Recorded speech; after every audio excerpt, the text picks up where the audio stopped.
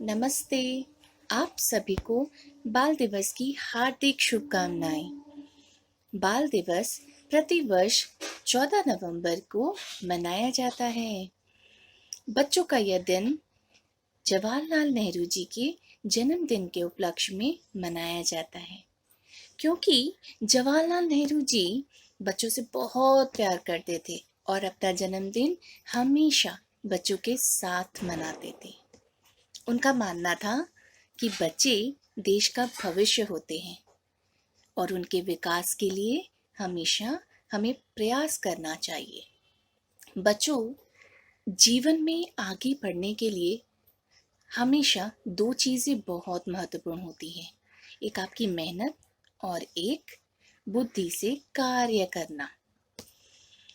तो जीवन में जब आप बुद्धि से कार्य करते हैं, हमारा कार्य कितना सरल हो जाता है।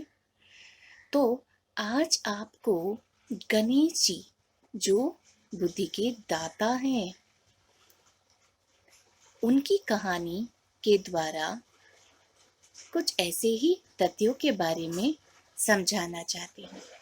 तो आइए सुने और देखें गणेश जी की रोचक कहानी। बच्चों, एक बार की बात है, सभी देवता शिव जी और माता पार्वती के पास आए। वे जानना चाहते थे कि आपके दो पुत्रों गणेश जी और कार्तिक जी, जो सर्वशक्तिमान हैं, पराक्रमी हैं, उन दोनों में श्रेष्ठ कौन है। तभी नारद जी नारायण नारायण कहते हुए आगे आते हैं और वे एक प्रस्ताव रखते हैं कि प्रभु, यदि आपकी आज्ञा हो तो हम एक प्रतियोगिता का आयोजन करते हैं गणेश जी और कार्तिक जी के बीच। सभी तैयार हो जाते हैं। प्रतियोगिता शुरू होती है और प्रतियोगिता थी कि ब्रह्मांड का 3 चक्कर लगाकर जो सबसे पहले आएंगे वही विजयी घोषित किए जाएंगे।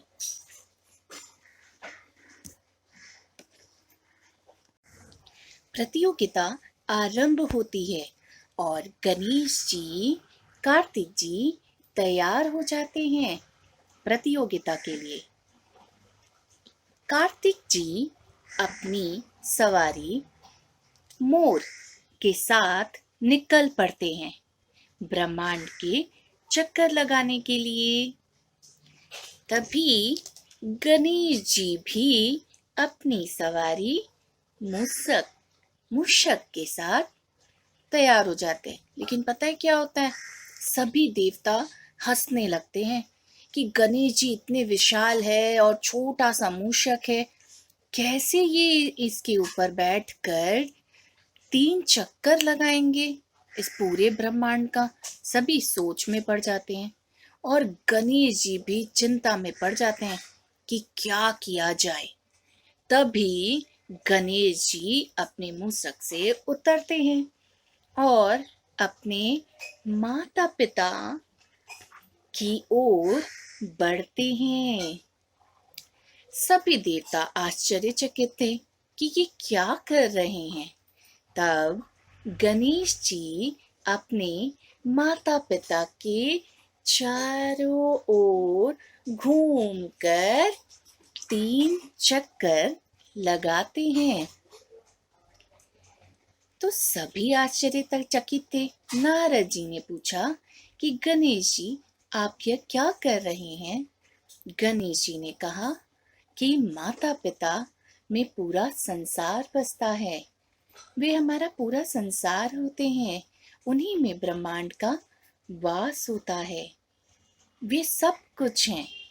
तो मैं ब्रह्मांड का चक्कर लगाऊं या अपने माता पिता का, बात तो एक ही है।